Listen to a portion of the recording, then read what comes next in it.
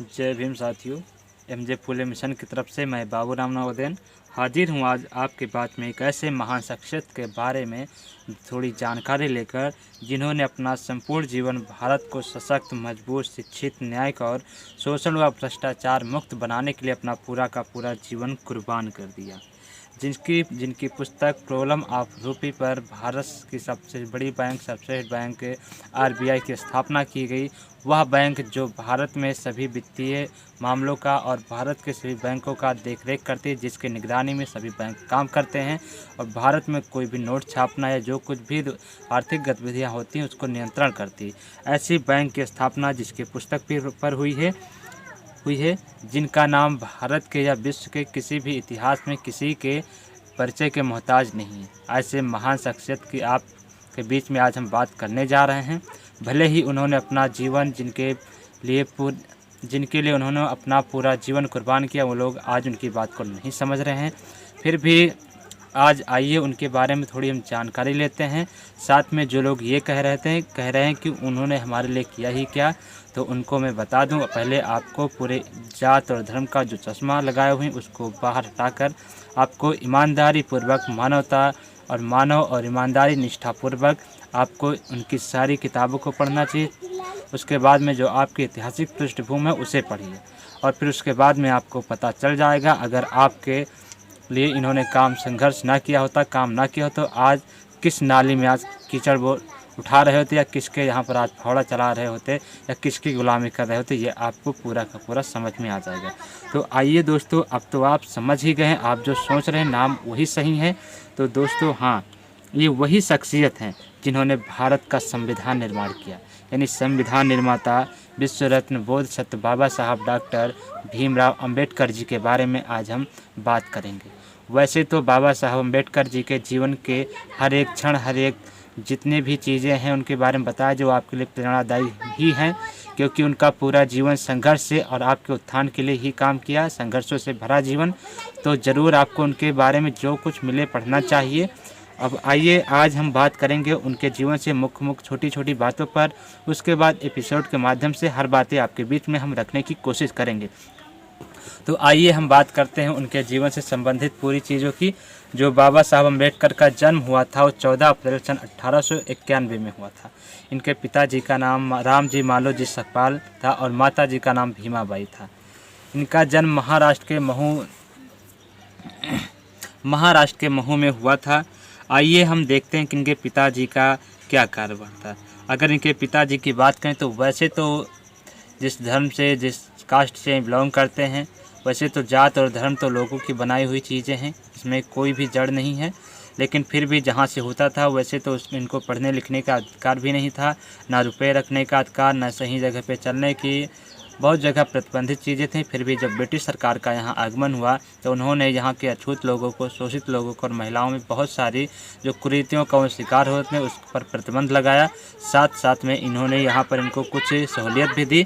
तो इन सभी सहूलियत को देखते हुए यहाँ पर इन्होंने कुछ थोड़ी पढ़ाई लिखाई की। उसके बाद में सूबेदार का पद, यानी एक सैनिक के सूबेदार पद का कार्यरत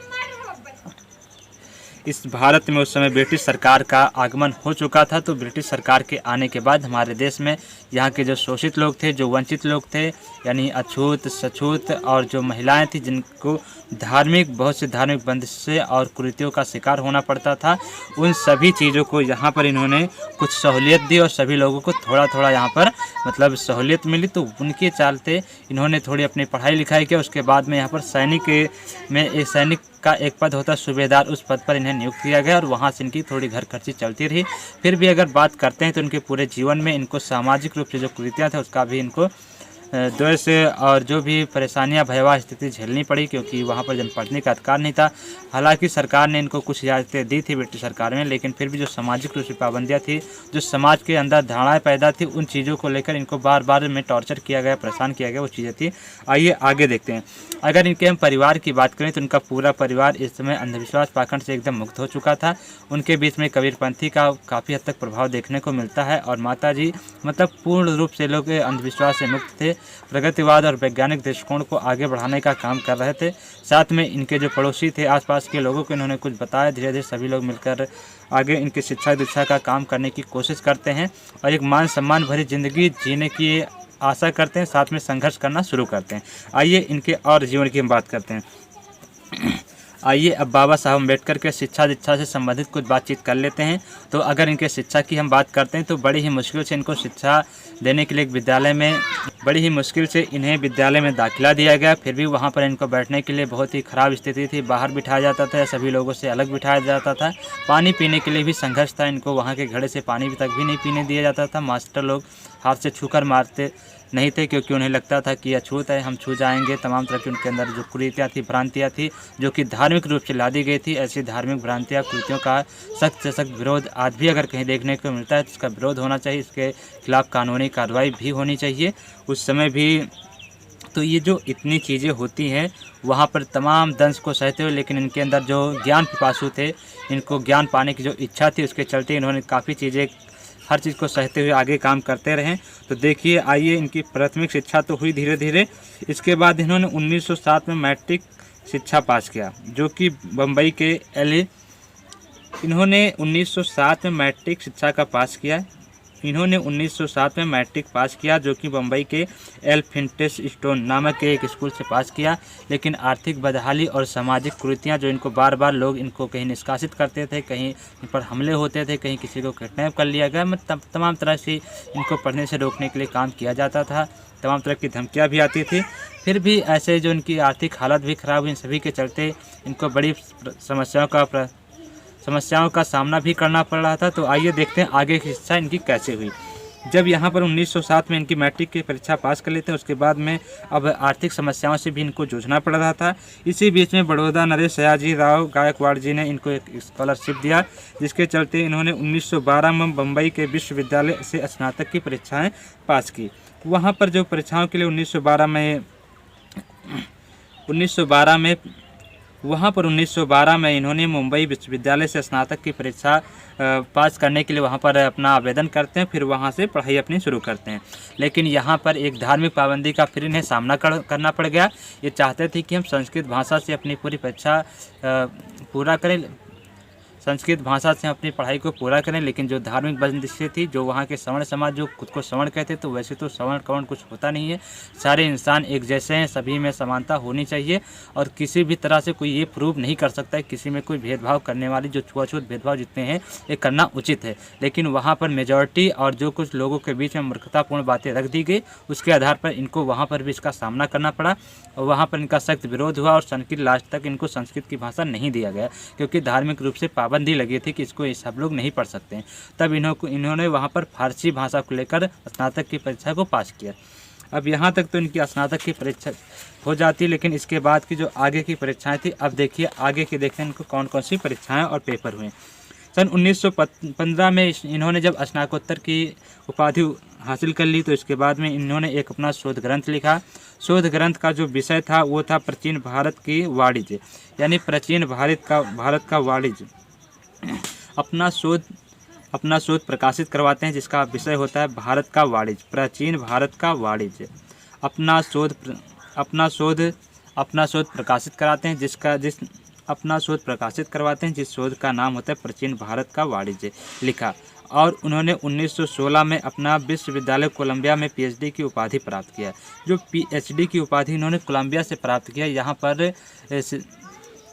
पर सयाजी गायकवाड़ महाराज जी के द्वारा स्कॉलरशिप इनको एक बार पुनः दी जाती है। उसी के चलते यहाँ पर ये वहाँ पर जाके अपनी पढ़ाई पूरी कर पाते हैं। वहाँ से उसके बाद में जैसे इनकी पीएचडी की थोड़ी सी डिग्री बाकी भी रह जाती, तब तक यहाँ से एक खत जाता है कि आपकी जो स्कॉलरशिप की अवधि होती समाप्त हो गई है, तो आपको तुरंत आकर के यहाँ पर जैसा आपने शर्त दिया था कि 10 साल तक आप बड़ौदा नरेश की नौकरी करेंगे, तो उस नौकरी करने के लिए अब आप वापस आ जाइए। तो बाबा साहब को वहाँ से वापस आना पड़ा। लेकिन वापस आते समय ये यहाँ पर London school of economics and political science वहाँ पर जाते, वहाँ पर भी कुछ डिग्री लेने के लिए, वहाँ पर कुछ पढ़ाई करने के लिए ये चीज़ें वहाँ पर भी अपने आवेदन करके आते हैं। तो देखिए क्या करता, आते समय बाबा साहब लंदन से होते हुए आ रहे थे, तो वहाँ पर London school of economics and political science में इन्होंने अपनी कुछ और उपाधि प्राप्त करने के लिए, कुछ और डिग्री लेने के लिए, पढ़ाई करने के लिए उन्होंने वहाँ पर आवेदन जारी किया, जो कि आवेदन था MSc DSc और विधि संस्थान से बार एटला है तो अपना पंजीकरण करवाते। मतलब इतनी सब कुछ करने के बाद, PhD करने के बाद भी यहाँ पर और चीज़ें करने के लिए करते हैं। इस बार देखते हैं छात्रवृत्ति शर्त के अनुसार सैनिक अधिकार और वित्तीय सलाह का दायित्व स्वीकार किया। यानी जब वहाँ से वापस आते हैं, जब इनकी स्कॉलरशिप खत्म हो जाती है, इनको बुला लिया जाता है, तो वहाँ पर ये छात्रवृत्ति के शर्त जो यहाँ पर दिया गया था कि आपको 10 साल बड़ौदा नरेश के यहाँ नौकरी करनी पड़ेगी, उस शर्त के अनुसार फिर बाबा साहब आकर यहाँ पर सैनिक अधिकारी और वित्तीय सलाहकार का यहाँ पर दायित्व उनको निभाने पड़ता है। वहाँ पर इस नौकरी को ये करना शुरू कर देते हैं। हालांकि ये नौकरी बड़ी थी, फिर भी यहाँ पर इनको तमाम तरह की छुआछूत भेदभाव का शिकार होना पड़ा, जो कि यहाँ पर लोगों को दिमाग में भर दिया गया था। धार्मिक रूप से हिंदू धर्म के अनुसार भरा गया था, तो वहाँ पर ये जो भर दिया गया था, ये पूरी चीज़ें वहाँ पर जब ये जाते हैं नौकरी करने के लिए बड़ौदा में, तो इनको जैसे ही वहाँ पर तमाम आग की तरह इस खबर को फैला दी जाती कि एक जो शूद्र है, अछूत है, वो आ रहा है यहाँ पर नौकरी के लिए, राजा साहब ने उसे एक बड़ी पोस्ट दे दी है। तो वहाँ के जो चपरासी थे, जिनकी कोई हैसियत नहीं थी, वो भी इनकी फाइलें दूर से फेंक दे रहे थे कि वो सवर्ण थे। उन्हें कहते थे कि अगर मैं तुम्हें छू लूँगा तो मैं अछूत हो जाऊँगा, मैं मतलब अपवित्र हो जाऊँगा। ऐसे इनकी जो फाइलें होती फेंक कर दे रहे थे। कुछ तो ऐसे भी थे कि इनके घड़े से पानी तक पीने नहीं दे रहे थे। ऐसे तमाम समस्याओं का इन्हें सामना करना पड़ा। रहने के लिए जगह भी पास में नहीं मिल रही थी। तो ऐसे इन हालातों को देखते हुए इन्होंने क्या किया, वहाँ पर कुछ दिन तक रहे, उसके बाद में वहाँ पर नौकरी लास्ट में इनको छोड़ना पड़ा। आइए देखते हैं आगे क्या हुआ। हालांकि अभी इनकी पढ़ाई भी अधूरी थी, तो साथ में ये वहाँ पर भेदभाव तो इन्हें करना ही पड़ा। लेकिन आगे और देखते हैं क्या। शोषित परेल, डबक चाल और श्रमिक कॉलोनी में रहकर ही इन्हें अपना पूरा कारोबार करना पड़ता था, क्योंकि वहाँ पर नौकरी तो बहुत थी, लेकिन और जगह के इन्हें कोई ना कमरा देने के लिए तैयार था, कोई भी नहीं था। इतना तो वहाँ के मुस्लिम, पारसी सभी लोगों ने इनको ठुकरा दिया, क्योंकि वहाँ पर ये फैला दी गई कि ये छुआ एक अछूत के घर के हैं, अछूत हैं। तो वहाँ पर देखिए, भारत में हमारे आज हम तो इतनी अच्छी हालत हम लोग की है, जो है बाबा साहब के दिन है। नहीं तो वो हालत, इतनी सब कुछ योग्यता होने के बाद भी वो हालत थी उस दिन। लेकिन बाबा साहब ने उसके बाद से प्रण लिया कि मैं अगर अपने यहाँ पर जो छुआछूत भेदभाव है, इनको अगर का शिकार होने वाले लोगों को पूरा सम्मान नहीं दिला पाता हूँ, तो मैं अपने आप को गोली मारकर अपनी हत्या कर लूँगा। यही प्रण के साथ उन्होंने पूरा जीवन काम किया। उसके बाद संविधान सभा और तमाम गोलमेज सम्मेलन में भी भाग लिया, और आपके लिए जहाँ भी उनकी ज़रूरत पड़ी अपनी 4 बच्चे कुर्बान करके वो गए। उसकी बदौलत आज हम यहाँ पर बैठे आपसे बात अपनी रख रहे हैं। उसकी बदौलत हमारे यहाँ के जो बहुत से लोग हैं, ST SC OBC लोग आपके यहाँ पर अच्छे पदों पर जा रहे हैं, लेकिन आज भी उन्हें ये नहीं पता क्यों, किसकी वजह से जा रहे हैं। फिर भी उसके बाद उनसे क्वेश्चन कर देते हैं कि आखिर उन्होंने हमारे लिए किया गया। ज़रा आप अपने इतिहास पर गौर कीजिए। आइए आगे देखते हैं कि उन्होंने क्या किया।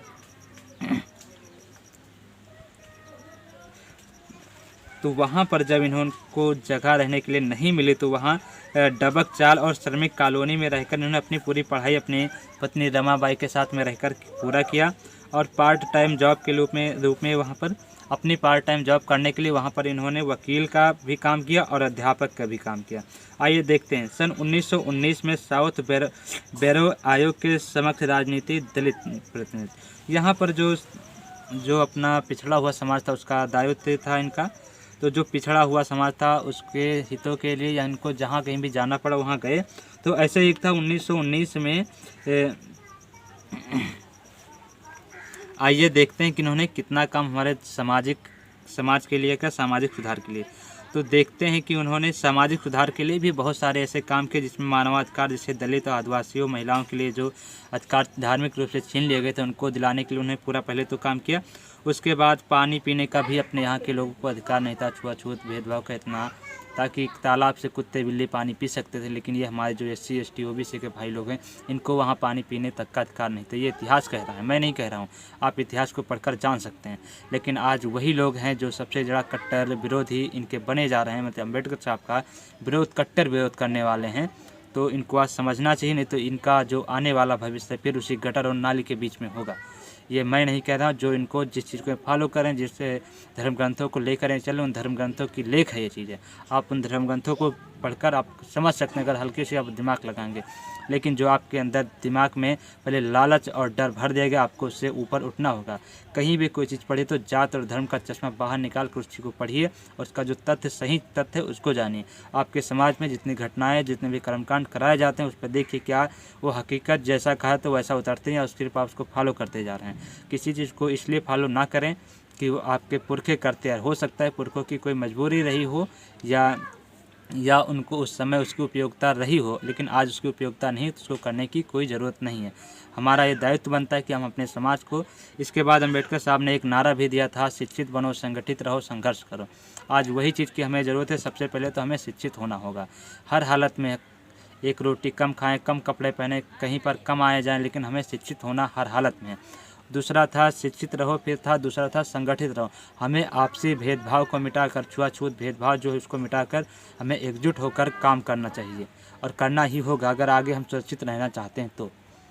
और इसका अगला था संगठित रहो और संघर्ष करो। हमें जो हमारे हक अधिकार कल थे उसको आज तक जो अभी तक हमसे छीने जा रहे हैं या कुछ अभी तक हम हासिल नहीं कर पाए, आज हमारी सामाजिक, आर्थिक, राजनीतिक हर चीज़ में हम पीछे क्यों हैं, इस पर हमें विचार करके आगे काम करना चाहिए। तो ये पूरे अम्बेडकर साहब की चिंतन जो है, उनके पूरी थीसिस हैं, उनकी बहुत पूरी किताबें हैं। इन सभी किताबों को मैं आगे एक एक करके एक बीच में लाऊंगा। तब तक के लिए आप आगे देखते रहिए।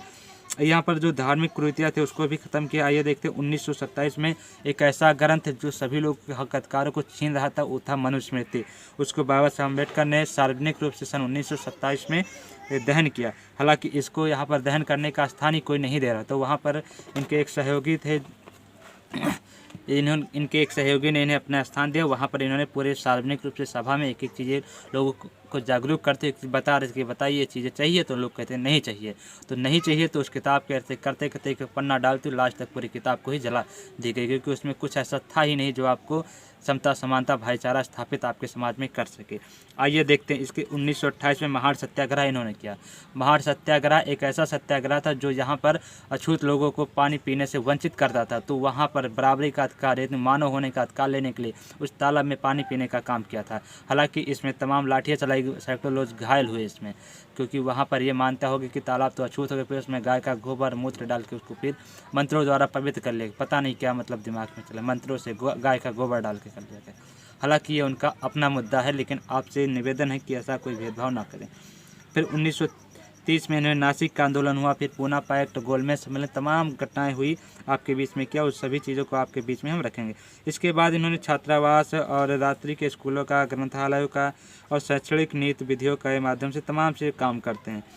फिर उसके बाद में अंतिम में जब इन्होंने 1935 में ही एक बात कह दिया था कि मैं हिंदू के रूप में पैदा हुआ हूँ लेकिन हिंदू मरूंगा नहीं, क्योंकि सामाजिक जो कुरीतियाँ थी उनको उन्होंने मिटाते मिटाते लास्ट तक ये हो गया कि अब ये सामाजिक कुरीतियाँ मिटने वाली नहीं, क्योंकि ये धर्म ग्रंथों में है। ये नीयत में नहीं, नीत से हो। जिसकी नीत ही खराब है, पूरी नीत या फिर बदल दिए जाए, जो कि बदलने के लिए कोई ना तैयार था, न धार्मिक लोग ना राजनीतिक लोग। तो वहाँ पर इन्होंने कहा कि अब मुझे ऐसे धर्म को ही त्याग देना चाहिए। और लास्ट में उन्होंने 14 अक्टूबर 1956 को बौद्ध धर्म की दीक्षा ली। लगभग कई लाख लोग इसमें थे, कहीं पर इस संख्या 5 लाख बताई जा रही, कहीं पर इससे ज़्यादा भी है। तो कई लाखों की संख्या में इन्होंने लिया। फिर 6 दिसंबर सन 1956 को हमारे देश से इन्होंने अंतिम सांस ली और हम लोग को बीच से विदाई लिया। आइए देखते हैं इनके कुछ पत्र पत्रिकाओं का भी इन्होंने संपादन किया, जिसमें मूक नायक, बहिष्कृत भारत, समता जनता और प्रबुद्ध भारत 5 साप्ताहिक व पाक्षिक पत्र पत्रिकाओं का इन्होंने संपादन भी किया था। ऐसे ही तमाम काम इन्होंने पूरा जीवन हम लोगों के लिए काम किया। इसमें है इनको कई उपाधि से नॉलेज ऑफ सिंबल की मिली, इन्होंने जहाँ से शिक्षा की ग्रहण किया। तो सभी पूरी जानकारी आपको अगले वीडियो में 2-3 वीडियो होंगे या जितने भी एपिसोड होंगे आपके बीच में आगे चलकर हम एपिसोड के माध्यम से आपको पूरी जानकारी हम रखेंगे। तब तक के लिए दीजिए इजाज़त। पढ़ते रहिए, शिक्षित बनते रहिए, संगठित रहिए और संघर्ष करते रहिए। दीजिए इजाज़त। जय भीम, नमो बुद्धाय।